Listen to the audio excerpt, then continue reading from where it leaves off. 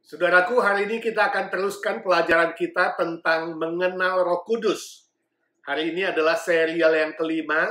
Saya beri subtema mengenal jenis-jenis karunia Roh Kudus. Saya harap melalui ini, saudara mulai melihat ada cukup banyak karunia Roh Kudus yang dicatat dalam Alkitab. Dan pada akhir dari pelajaran ini nanti saya akan beri kesempatan saudara boleh mendapatkan bahan bagaimana mengenal karunia Roh Kudus dalam diri kita masing-masing.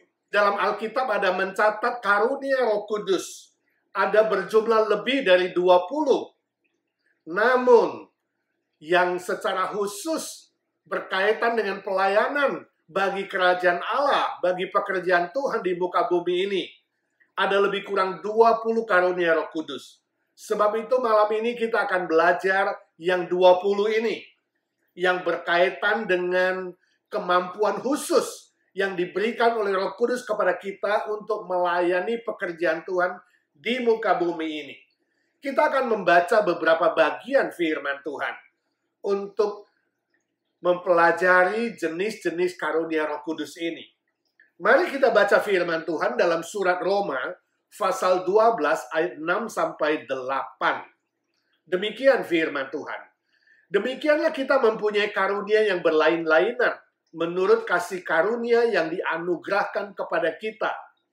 Jika karunia itu adalah untuk bernubuat, baiklah kita melakukannya sesuai dengan iman kita.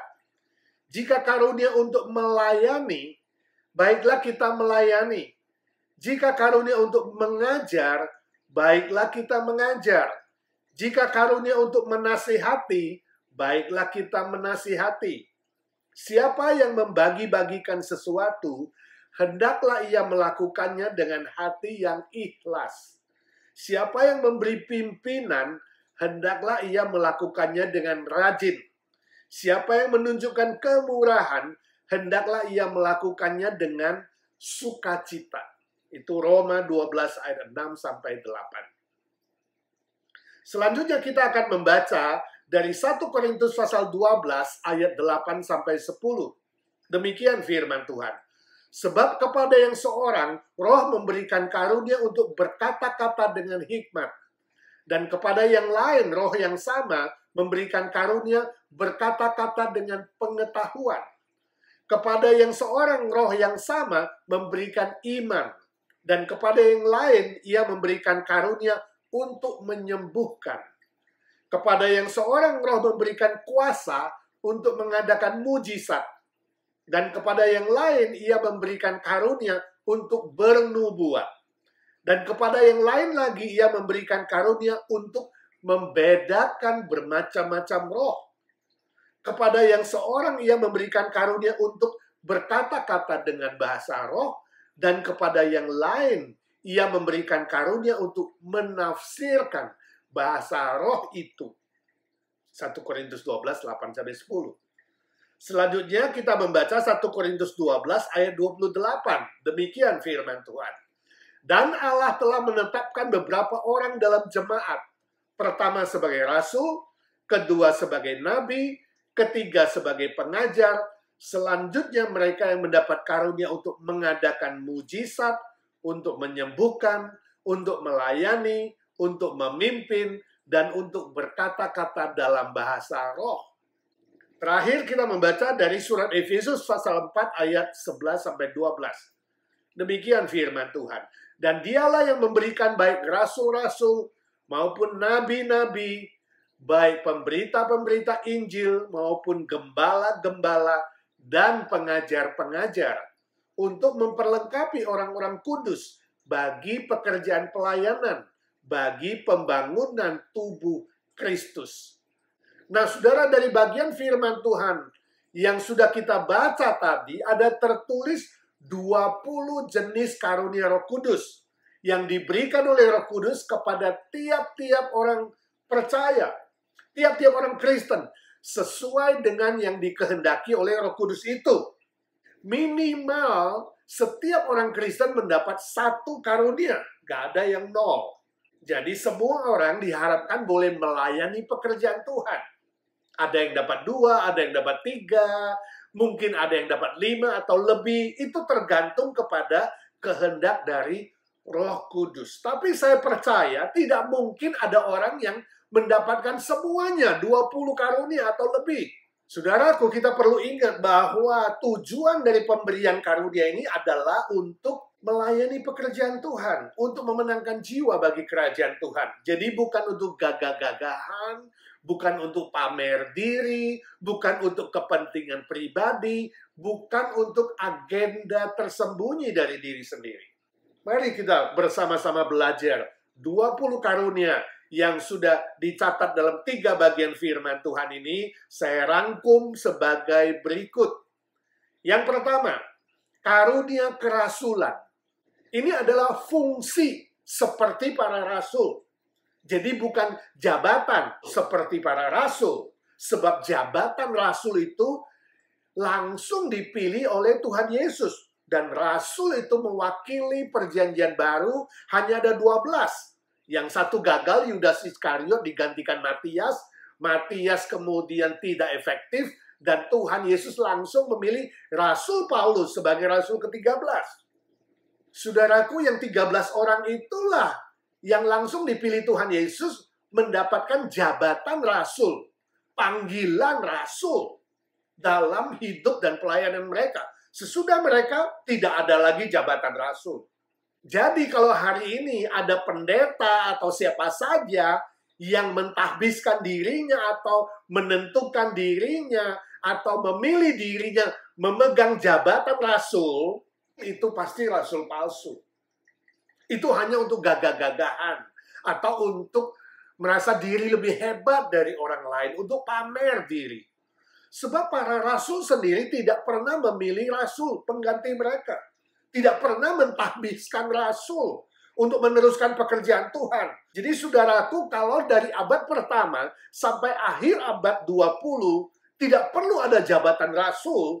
Tiba-tiba di akhir abad 20 dan abad 21, ada orang yang berani-berani mentahbiskan dirinya sebagai rasul, meneguhkan dirinya memegang jabatan rasul.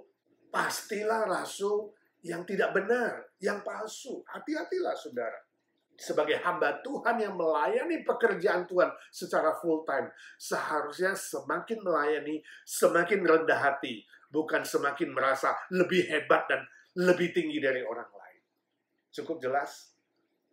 Lalu saudara bertanya, karunia kerasulan ini artinya apa? Saudara, karunia kerasulan di sini adalah fungsi seperti rasul.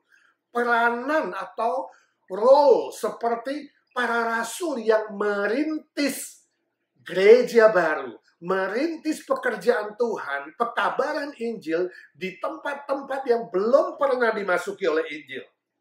Contohnya misalnya para misionari yang rela meninggalkan negara mereka, pergi ke negara ketiga, ke pedalaman, ke tempat yang sulit, yang belum pernah ada Injil masuk. Mereka masuk ke sana, mengabarkan Injil, membangun jemaat Tuhan, merintis pekerjaan Tuhan di sana. Itulah karunia kerasulan. Yang kedua, karunia bernubuat. Istilah bernubuat di sini bukanlah meramal seperti dukun atau seperti praktek-praktek nabi palsu yang coba meramal, coba melihat kepada hal-hal masa depan. Juga bukan jabatan nabi yang bernubuat seperti nabi-nabi perjanjian lama. Sebab jabatan nabi sudah selesai. Itu adalah pada perjanjian lama yang menubuatkan nanti akan datang Mesias, yaitu Yesus Kristus, juru selamat dunia. Ketika Yesus sudah datang ke dunia dan menggenapkan keselamatan bagi semua orang percaya, jabatan nabi sudah tidak diperlukan lagi, saudara.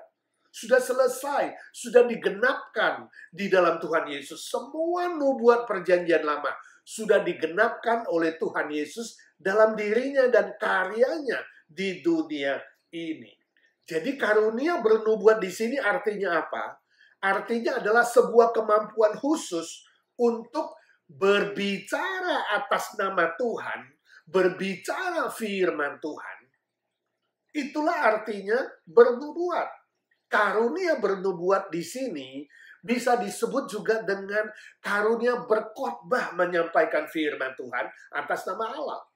Atau karunia untuk memberitakan firman Tuhan kepada orang lain. Kemampuan untuk menceritakan firman Tuhan, menjelaskan firman Tuhan kepada orang lain. Itu karunia bernubuat. Yang ketiga, karunia pemberita Injil. Nah, ini adalah karunia yang memimpin orang lain yang belum percaya agar mereka bisa mengenal Tuhan Yesus dan menerima keselamatan di dalam Tuhan Yesus. Nah, pemberitaan Injil ini bisa dilakukan secara pribadi, dilakukan secara kelompok, atau secara massal. Keempat, karunia gembala. Ini adalah sebuah kemampuan khusus yang diberikan oleh Roh Kudus untuk membimbing orang-orang percaya yang sudah mengenal Tuhan Yesus, supaya mereka bertumbuh semakin dewasa di dalam Tuhan, di dalam iman, di dalam pengetahuan dan kehidupan mereka sehari-hari. Nah, karunia gembala di sini bisa menunjuk kepada yang melayani secara full time di gereja sebagai gembala, sebagai pendeta, pemimpin jemaat yang menggembala, ataupun gembala yang non-formal. Orang-orang awam yang melayani orang lain untuk membimbing orang lain bertumbuh semakin dewasa di dalam Yesus Kristus. Itu karunia gembala. Yang kelima, karunia mengajar. Ini adalah sebuah karunia yang memakai prinsip Alkitab untuk mendidik orang lain. Termasuk di sini di dalamnya guru sekolah minggu, guru pemahaman Alkitab, atau guru-guru Kristen yang mendidik dan mengajar di sekolah Kristen. Ini karunia mengajar. Keenam, karunia melayani. Ini adalah sebuah kemampuan khusus dalam konteks pelayanan pekerjaan Tuhan. Jadi bukan pelayan seperti waiter di restoran, bukan.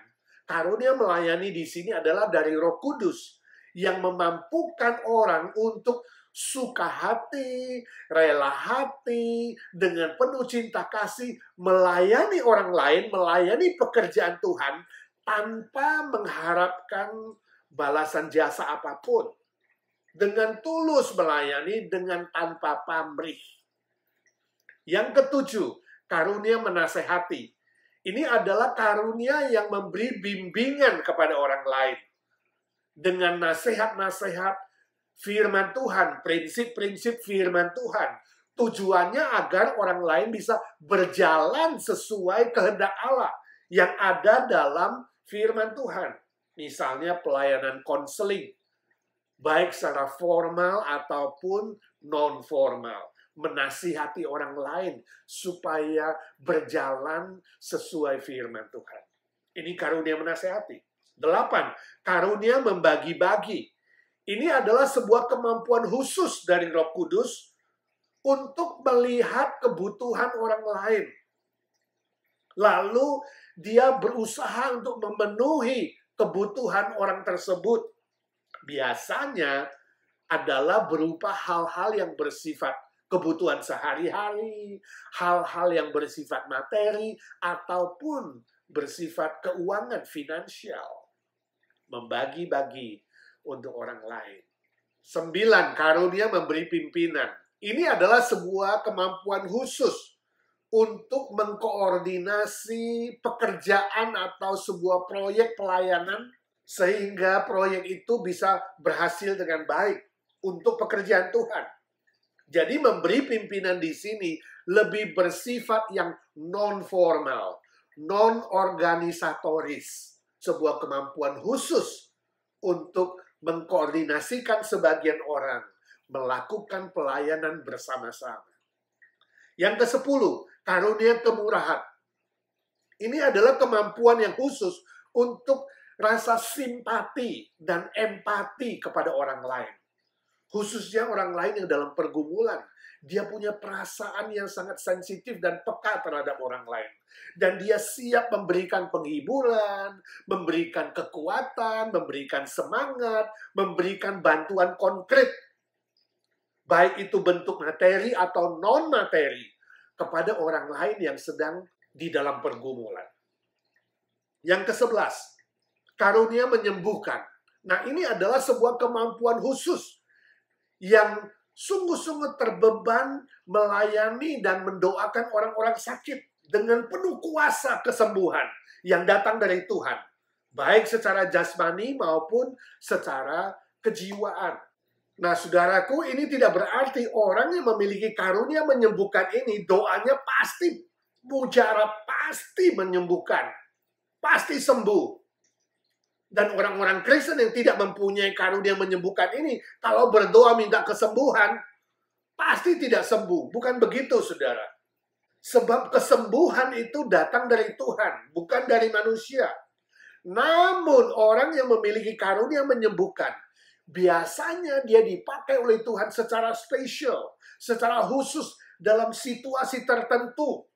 Misalnya dalam komunitas non-Kristen. Melalui karunia menyembuhkan ini, dia mulai bisa mengabarkan Injil dengan lebih lancar, lebih baik, dan memenangkan jiwa-jiwa bagi kerajaan Allah. Jadi ada sebuah tujuan khusus. Karunia menyembuhkan ini diberikan, yaitu untuk meneguhkan Injil keselamatan yang diberitakan. Sehingga Injil Kristus itu bukan hanya menjadi berkat secara rohani, tetapi Injil yang menyelamatkan itu diikuti dengan kesembuhan secara fisik dan mental. Membuktikan bahwa kuasa Injil dari Tuhan itu sungguh maha besar, sungguh maha ajaib. Saya ingat salah seorang alumni kami yang sekolah di Sekolah Alkitab Saat Malang. Dia pernah bersaksi setelah lulus dia diutus ke Irian Jaya, ke Papua untuk melayani. Di pedalaman, di tempat di mana tidak ada dokter, tidak ada rumah sakit, dia melayani di sana. Mulai mengabarkan Injil, orang belum menerima Kristus. Dan dia katakan, waktu itu ada cukup banyak orang sakit. Dan entah bagaimana dia juga tidak minta, Roh Kudus memberikan dia karunia menyembuhkan. Setiap orang yang dia doakan, dia tumpangkan tangan sembuh. Dan orang-orang mulai datang mencari dia. Dan dengan karunia itu lahirnya, dia lebih mudah mengabarkan Injil. Lebih lancar prosesnya. Memperkenalkan Yesus Kristus sebagai Juru Selamat yang menebus kita dari hukuman dosa, tapi juga yang mampu menyembuhkan sakit penyakit. Dia merintis gereja di sana, dia membuka jemaat di sana, dengan karunia khusus yang diberikan Tuhan kepada dia.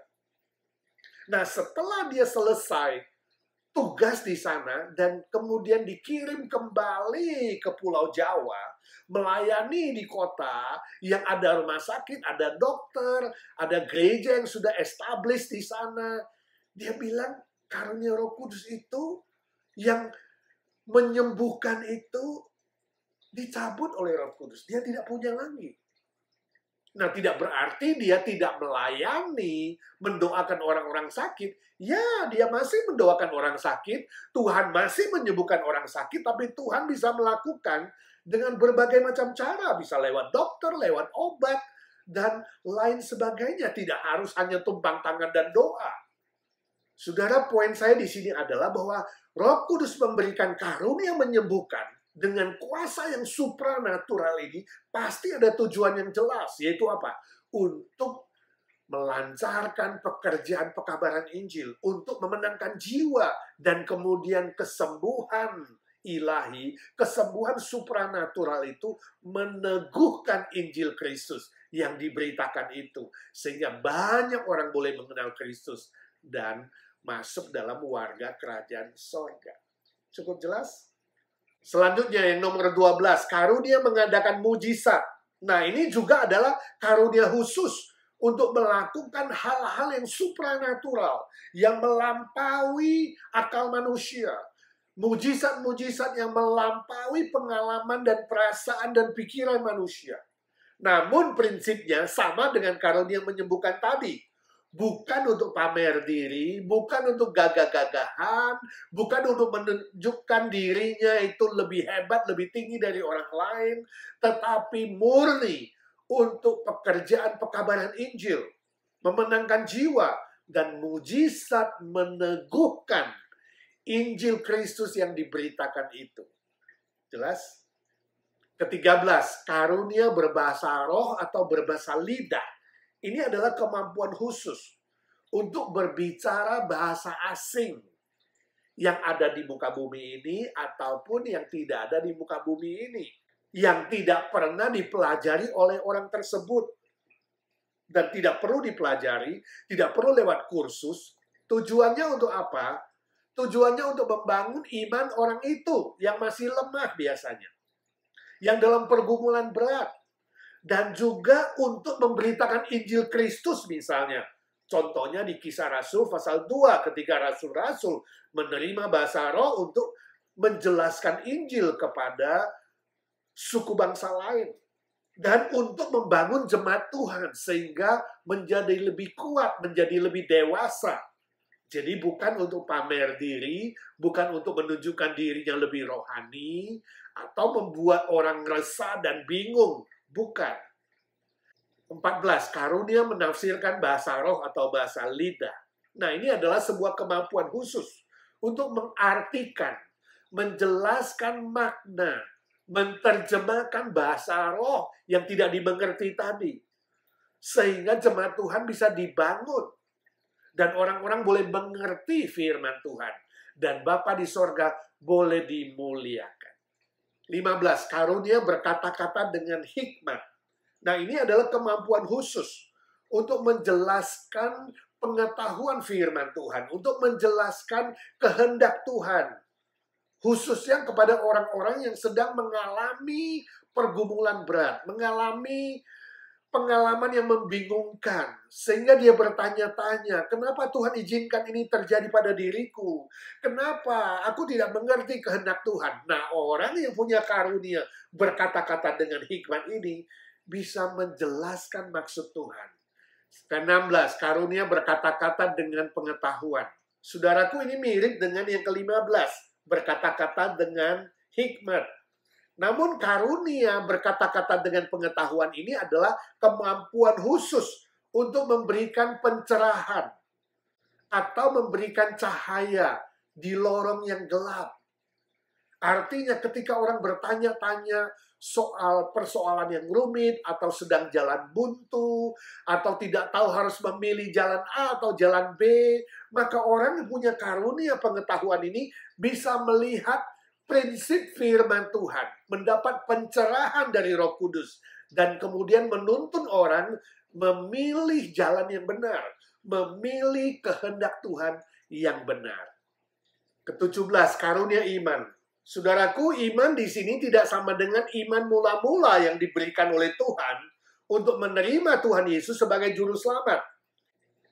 Tapi karunia iman di sini adalah untuk orang yang sudah beriman kepada Tuhan Yesus. Untuk orang Kristen. Yaitu sebuah kemampuan khusus untuk melihat tangan Tuhan yang tidak kelihatan. Tetap bekerja dalam segala situasi dan kondisi. Khususnya ketika orang lain tidak bisa beriman. Dia tetap yakin Tuhan bekerja dalam situasi yang sesulit apapun, segelap apapun. Tujuannya adalah supaya orang ini bisa meneguhkan iman orang lain. Membuat orang yang ragu yakin kembali kepada Tuhan. Membuat orang yang hampir terjatuh dibangunkan kembali. Membuat orang yang hampir meninggalkan Tuhan kembali lagi. Percaya kepada Tuhan yang menjaga dan memelihara umatnya hingga pada kesudahannya. Inilah karunia iman. 18. Karunia membedakan roh. Nah, ini adalah kemampuan khusus yang diberikan oleh Roh Kudus di dalam pikiran dan hati seseorang sehingga dia sangat sensitif dan peka untuk mendeteksi ajaran-ajaran sesat. Untuk mendeteksi siasat iblis, permainan iblis yang licik dan menyesatkan. Untuk mendeteksi praktek-praktek roh jahat atau okultisme, baik yang terselubung maupun yang terang-terangan, melawan Yesus Kristus dan melawan firman-Nya. 19. Karunia menolong. Nah, ini adalah sebuah kemampuan khusus bagi seseorang yang dengan cepat dia turun tangan dan ingin membantu dan menolong orang lain. Orang sedemikian ringan tangan dan melakukan hal-hal yang konkret, hal yang nyata untuk meringankan beban orang lain. atau melakukan pekerjaan Tuhan yang biasanya terbengkalai. Yang orang lain tidak mau lakukan, yang orang lain tidak mau melayani, dia mau turun tangan dan membantu dan menolong menyelesaikannya. Inilah karunia menolong. Yang ke-20, karunia memimpin. Nah, saudaraku, ini adalah kemampuan khusus untuk memimpin secara formal dalam organisasi ataupun secara administrasi, dalam pekerjaan Tuhan, dalam gereja Tuhan, dalam organisasi Kristen. Nah, karunia memimpin di sini agak berbeda dengan yang nomor 9 tadi. Karunia memberi pimpinan yang non-organisatoris, yang non-administratif. Jadi karunia memimpin di sini adalah karunia kepemimpinan yang bersifat organisatoris dan administratif. Jadi lebih formal. Nah, saudaraku, permisi tanya, dari 20 karunia Roh Kudus yang sudah kita pelajari dari 3 bagian firman Tuhan tadi, saudara punya berapa karunia? Punya 1, punya 2, punya 5? Atau saudara bingung? Atau sudah lupa apa yang dijelaskan? Karena terlalu banyak, ada 20. Apakah saudara ingin mengenali karunia Roh Kudus dalam diri saudara? Nah, kalau saudara ingin melanjutkan melakukan tes pengujian terhadap diri sendiri, melihat karunia apa yang ada di dalam diri saudara supaya lebih jelas, silakan saudara email saya, edifences@yahoo.com. Dan setelah saudara lakukan menjawab semua, saudara email saya balik, dan nanti saya akan kasih tahu karunia apa yang ada pada diri saudara. Ada 2 file yang akan saya kirim, lembaran bahan pertanyaan dan lembaran jawaban. Saudara cukup mengirimkan kembali lembaran jawaban.